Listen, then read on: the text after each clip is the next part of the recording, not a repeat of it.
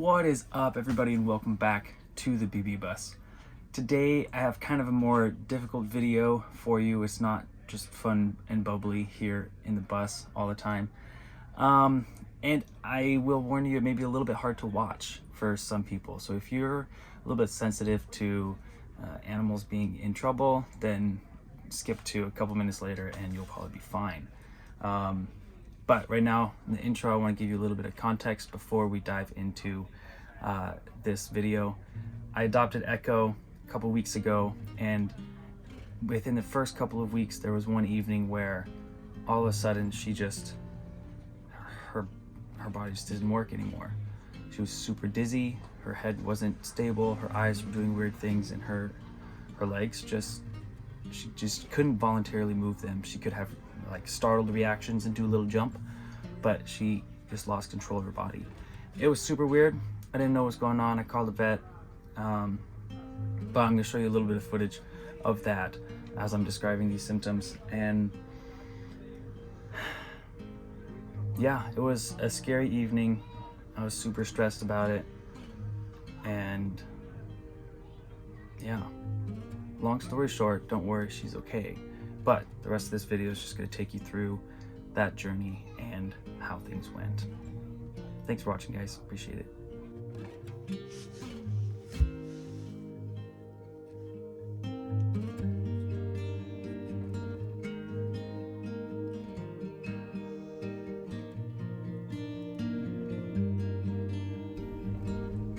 What's going on, girl?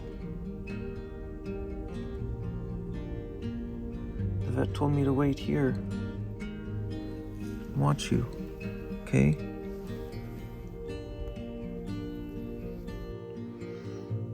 This is at 2:30 in the morning. A while ago, she kind of crawled her way over here so that she could sleep next to me. She's purring. She's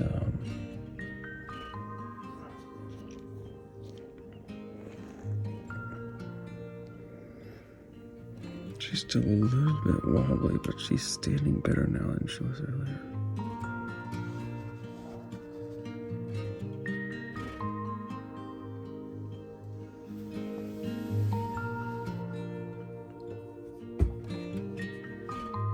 So it is 9:15 right now on Sunday night, which makes it exactly 24 and a half hours after I first noticed something was off with Echo last night. And you've probably just seen a little bit of the footage that I took last night just to document what I was seeing when I was observing her. And you'll notice that this is a very different Echo than what we saw last night. Yeah, today's been interesting. I've been observing her really closely, trying to pick out any differences or notice anything about her. From the moment we woke up, she had her usual grogginess first thing in the morning, but she was back to being coordinated and functional and could, jump down off the counter, jump back up on the bed. The only thing that I did notice that is kind of off about her is that she hasn't had any prolonged bursts of energy or excitement today. Usually she'll get a hold of that little blue puffball and she'll just go nuts for 10 minutes straight. But she hasn't done any of that today. It is Monday morning. Should be about 36 hours. Let's see. 8:30, almost exactly 36 hours since Echo first had her symptoms, and right now I'm up on the roof deck doing my stretches because it's a beautiful morning. I try to do that when it's nice outside. So up on the roof deck doing my stretches, and last night after I recorded that last update late at night, I'm trying to fall asleep, she got her first zoomies since her symptoms, which is great.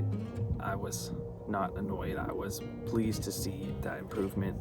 She went after it for about 10 minutes and was just tearing the place up. She tore up my legs, she tore up my feet. She was absolutely going nuts, which I took heart in. Then this morning, she was she woke up before I did. She got a little wiggly. She didn't have zoomies, but she would get out of bed and she would come back and try to wiggle her way under the covers and then kind of paw at my face, try to wake me up. So she was up and energetic this morning. Right now, while I'm up here stretching, I can hear her inside moving around. She's meowing. So either she's hungry or she's lonely. Both of which I think are good signs that she's getting her energy and her drive back. All right, it is now Tuesday morning, and that means it was, so Saturday night was when Echo had her wild symptoms, and so that makes it like 56 hours, 60 hours or so, more than that. So almost 72 hours since, what are you doing? Since Echo had her little episode, and I dare say that she's looking about back to 100% right now. She's going absolutely nuts. She has had several ridiculous zoomies in the past day and a half, which I think is a great sign. She's back to destroying my things,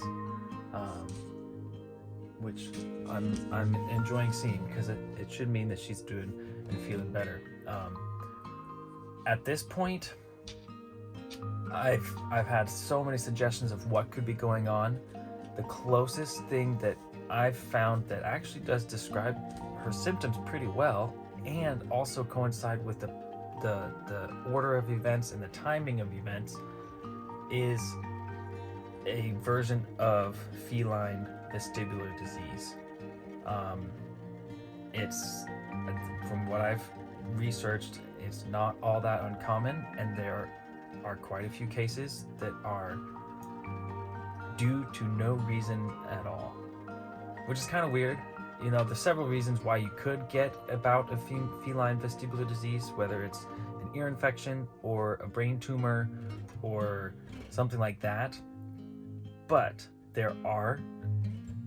it's not uncommon to have idiopathic cases which have no cause and no cure.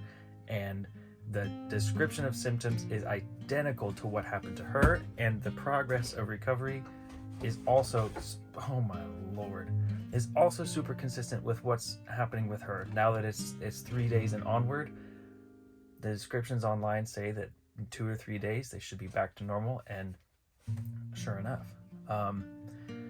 Obviously, I'm not a doctor or a vet, so please don't take this as diagnosis for your pet. If you see anything like this, take precautions as you see necessary.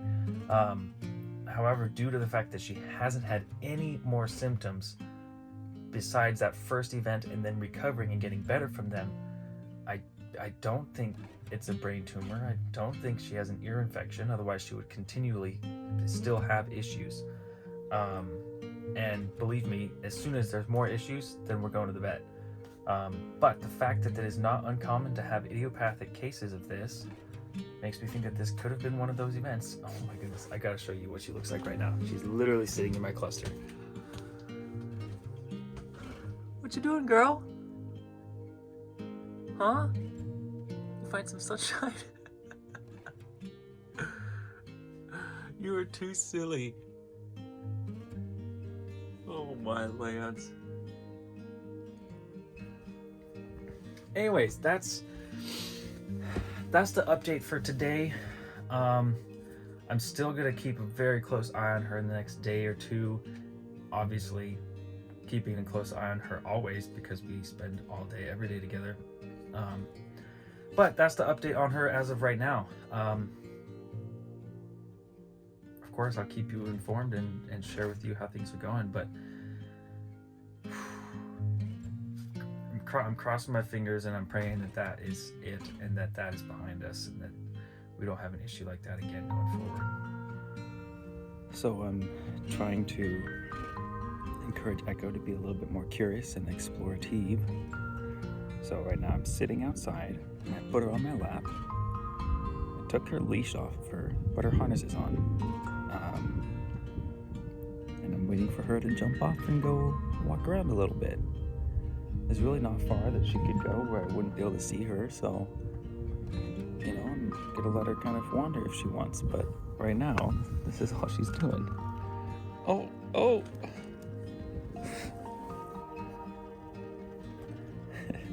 This is the extent of Echo's explorations. Hey, go have fun, girl. What are you doing?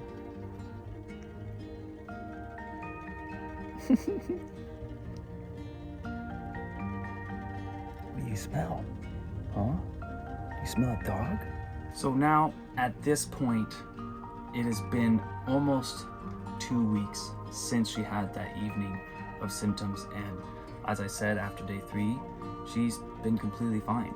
Hasn't exhibited anything, hasn't had any strange moments or interactions, and has been doing well. She's been social, not going outside the bus, but when I bring people in here to meet her, she's been doing really well with, meeting some new people, being around some people, and it's been good for her. I think it's been good for some of the friends that I'm meeting here to meet her, get a little pet, say hello.